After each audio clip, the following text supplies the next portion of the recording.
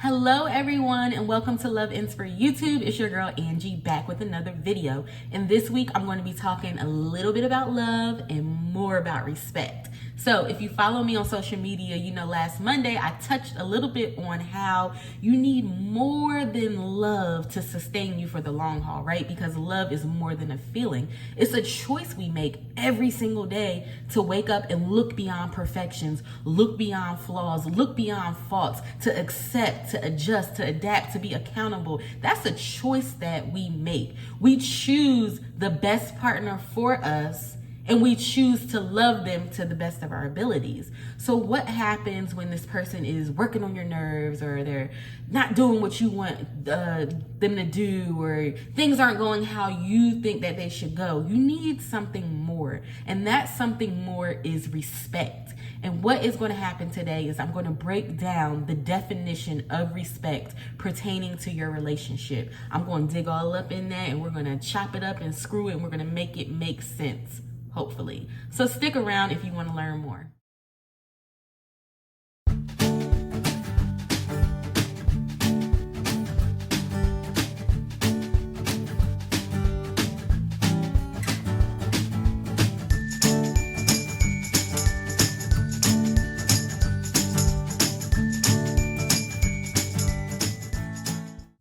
Okay, welcome back, guys. I want to dive right into the content. So the first component of respect, because respect is such a broad word and it means so much, but I want to talk about four things. I talked about one last week: unification.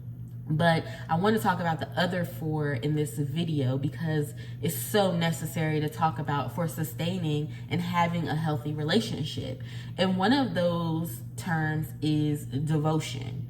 And what I want you to keep in mind when it comes to devotion is three words, and that's dedication, fidelity, and attentiveness. So when it comes to dedication, I want you to remember that dedication takes discipline. You have to be truly committed to something, to stay dedicated to it, and to fulfill the commitment wholeheartedly. So I think about when I was running track in high school. I did winter track and I did spring track. And one season I said, I want to condition myself because I want to compete at a higher level. I want to, be on relay teams. I want to do this. I want to do that. So I did cross country. Now, mind you, I'm not a long distance runner. My event was the 400 hurdles. For those who don't know, that's one time around the track. That's it.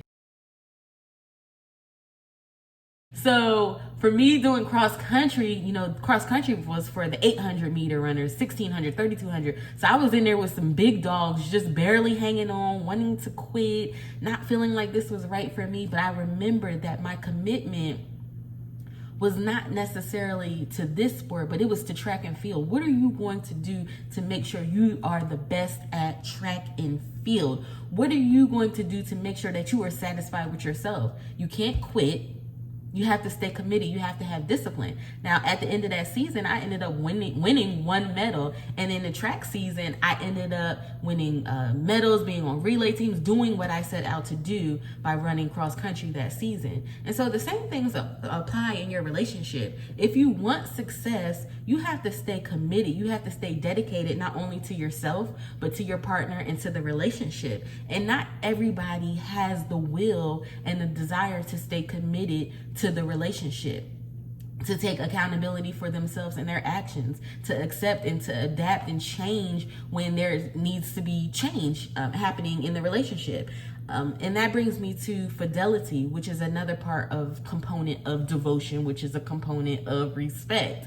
Fidelity. So fidelity can seem so easy, which for me, it is easy. And it's easy because I set boundaries in my relationships. Now, there have been people that have came up on my husband's side, on my side, and have disrespected our marriage. However, we set the boundary of, if you're not going to respect my wife, you're not going to respect me, and you can't be in my life until you get yourself together, okay? I have had to tell some people off, okay? Seriously, severely off, and block them from my social media because they weren't respecting my marriage. And when it comes to fidelity, your partner comes first. If you surround yourself with somebody that is disrespecting your marriage, or they have no respect for marriage, you have to remove yourself from them type of people, because those are the type of people that are going to put you in a situation that you can't undo. And that's the thing with infidelity, is people allow themselves to be put into positions. They don't set those boundaries, though they don't have clear expectations with the opposite sex of, hey, I'm not going to go there with you. You're not going to go there with me. And there's only certain things that you can say to me before it becomes a problem. And you have to carry yourself that way. People know, do not try us, because you're going to get your feelings hurt. So, but you have to train people to know that. You can't give them an inch, because guess what? If they don't respect you or your marriage, or your wife or your husband, they're going to take a mile. And you're going to be in a situation where you're down this long road and you're in a trap. That brings me to my point of attentiveness. If you focus on someone or something else, you cannot nourish your relationship.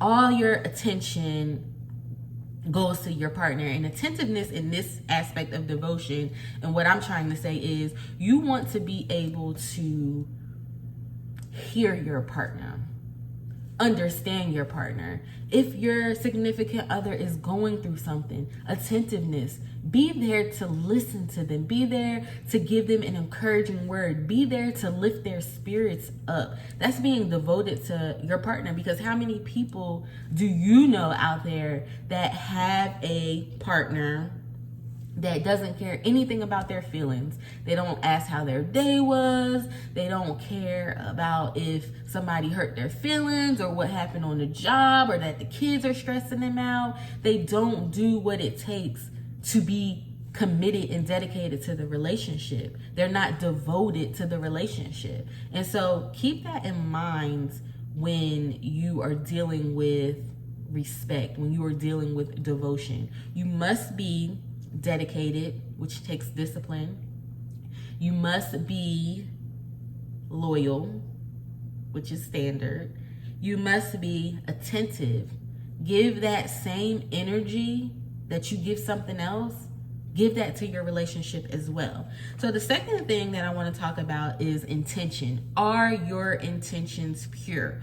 Are what you are getting into this relationship for pure, and is it real? Is it authentic? And people, a lot of the times, they get into relationships for an agenda. It's an advantage, a benefit, something that they are gaining from this. So I'm in the middle of watching Tyler Perry's The Haves and Have-Nots from season 1, and Jim Cryer and Catherine Cryer literally popped up into my head. So they're married, but they're not happy. They're just married for the image, because he's running for governor. They're not happy at all. And so you find people like that in high positions in the world that stay. It's cheaper to keep her, right? They stay in this relationship because it's a benefit, or it's cheaper to keep her, or they're doing it for the kids, or they're doing it for appearance purposes. Whatever the case may be, whatever it is that they're doing, it's not because they truly respect their partner, or they love their partner, or they're trying to make it work. It's their own personal agenda. And you can't have an agenda in a relationship, because an agenda, your own personal agenda, is selfish. And your relationship will never grow being selfish. Your relationship will never process not having a selfless attitude. You have to be selfless in a relationship. You have to be willing to think beyond yourself, to think beyond your perspective of what's happening. And also, when I think of intention, I think of objectives and your purpose. When you're reading a book, you'll go to the title and you'll see objectives in there, and it'll say identify, describe, create, learn, because that's your objective for this chapter, is to do all those things. And in your relationship, you have a purpose to add value to someone's life, to give them something. Now, vice versa. You guys are giving each other something, and that's why you choose the best person for you to love to the best of your ability. And so when you have good intentions in your relationship, you can learn your partner. You can study your partner. You can know what makes them tick, what makes them happy, what makes them sad, when to talk to them, or when not to, to pull back a little bit. You can identify how you can be a part of the solution and not the problem. That's your intention that you need to have in your relationship. You can create a safe environment in your relationship. And I have an ebook, Connecting Beyond Sex, that should be out this Friday, fingers crossed. And I'm still working on it, guys. And I talk a lot about creating that safe environment in your relationship, how that's emotional intimacy and connecting, like that. So these are all things to think about. Are your intentions pure? Are you getting into this relationship for yourself? Are you getting into this relationship because you want true companionship, true partnership, you have true admiration and respect, reverence for this person that you are with? If you don't have those true intentions, it's not going to work. I never understood people that get married for their own agenda, because at the end of the day, nobody else matters. Nobody else can give you happiness. You have to have that on your own. And if you're stuck in a relationship with somebody, and just for whatever purpose other than to, for a partnership and companionship, that's honestly a really sad place to be. And I encourage people to really not look and care what other people have to say about you. Do what you feel is best for you, so you can be happy in your own life. Because a relationship is not going to make you happy. If anything, it's going to stress you out even further, especially if you're not in it for the right reasons. So the third thing that I want to talk about is consideration. And this is one of my favorite things to talk about, because you have to have consideration in your relationship, period. Okay? This is about putting your partner's feelings above your own. Again, you cannot be selfish in a relationship. It's also about reflecting on your actions and how your actions may impact your partner. So again, let's go back to fidelity. Okay, you're in this situation, right? You have this opportunity to cheat. Selfish people just go ahead and do it. People that have consideration say, how is this going to impact me, my significant other, our children, our family dynamic? How is this going to impact us as a family?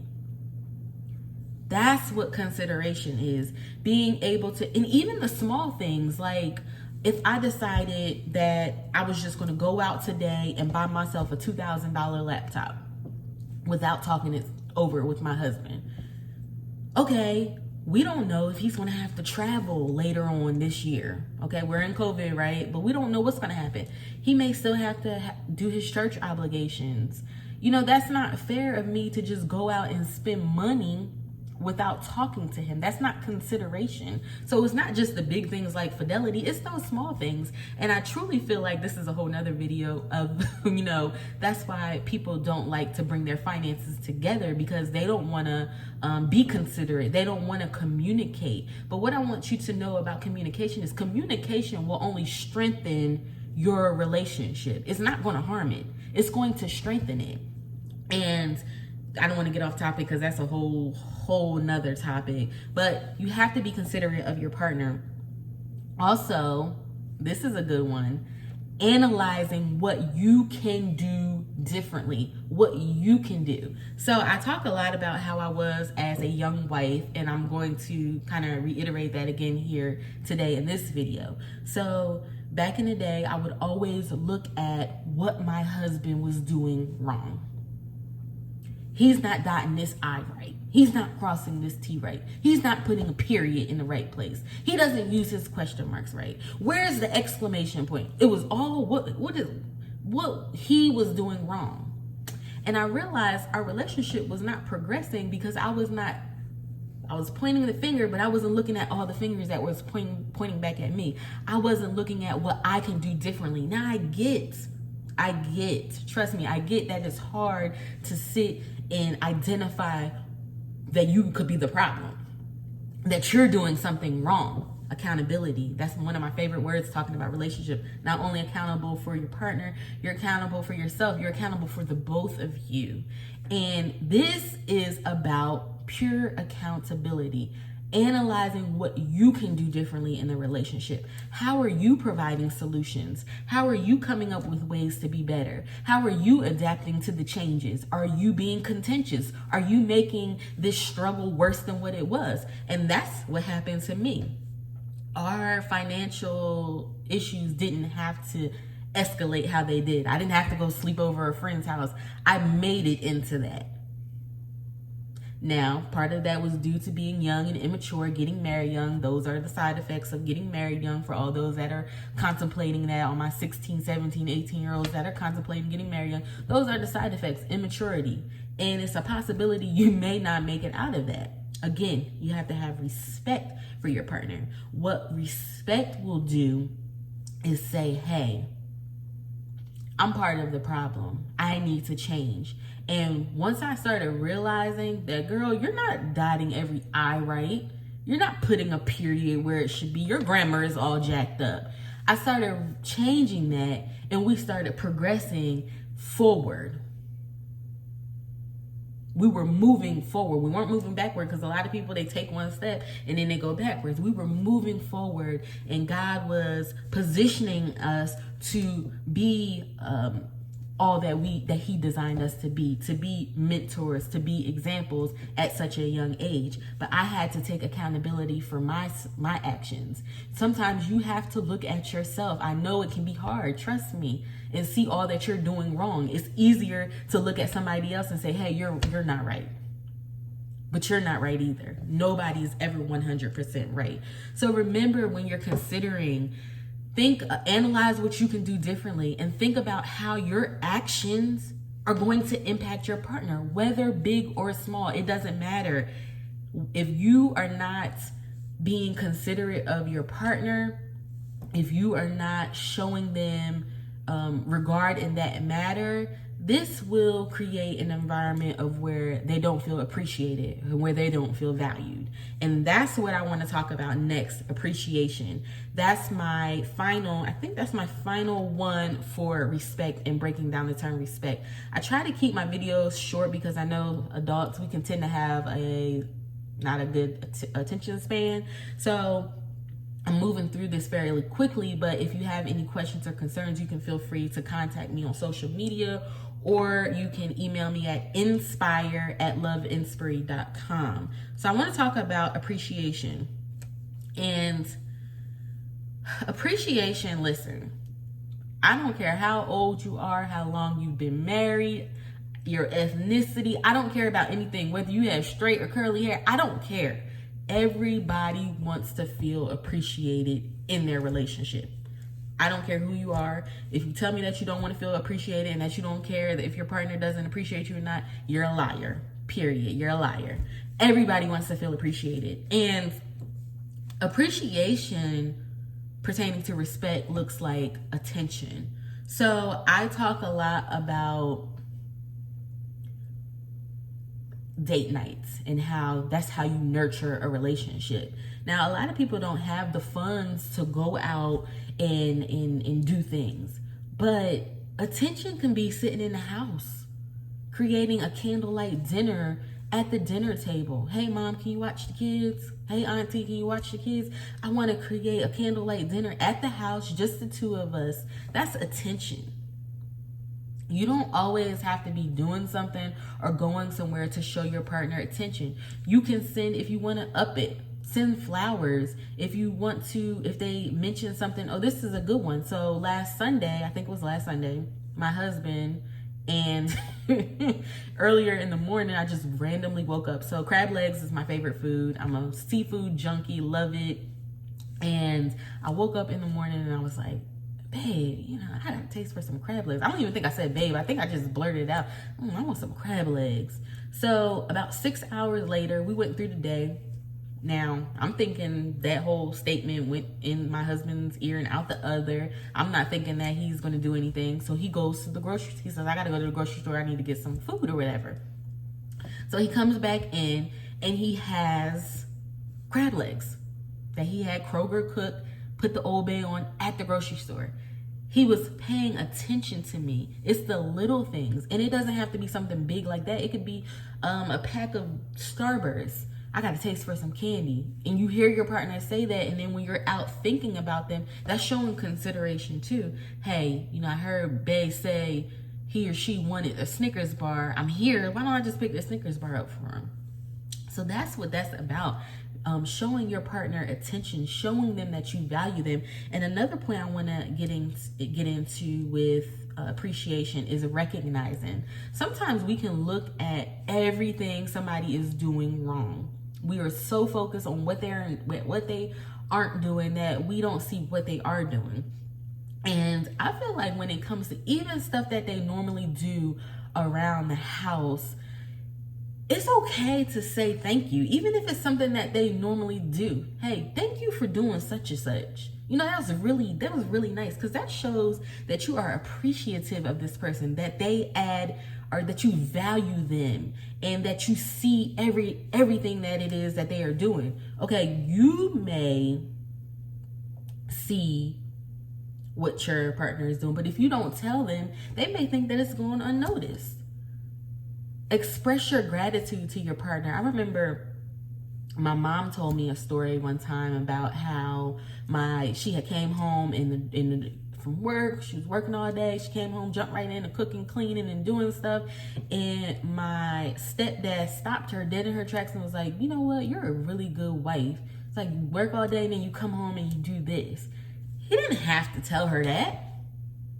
Because I'm pretty sure for him to say that, it's pretty repetitive that she does that. He didn't have to say that. But he expressed his gratitude for her.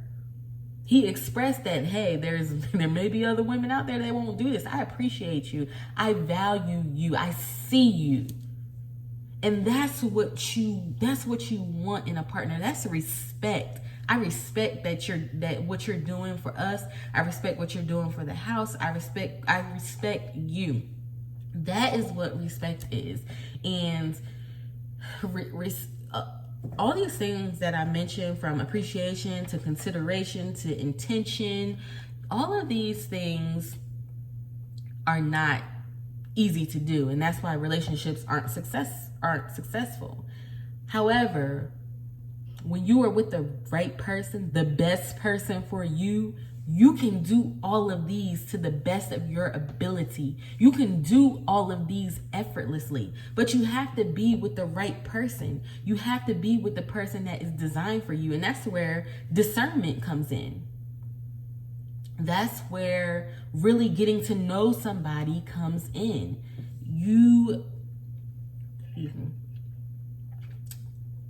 have to be able to discern who is meant to go the distance with you and who's a seasonal person, who's just meant to come in and teach you something and then leave, or teach you, and somebody who is meant to teach you something that you don't want. There's all types of things that we're taught in relationships, but I wanted to shed some light on that as we talked about devotion. So I want to go back through. Devotion is your dedication, your fidelity and loyalty, your attentiveness.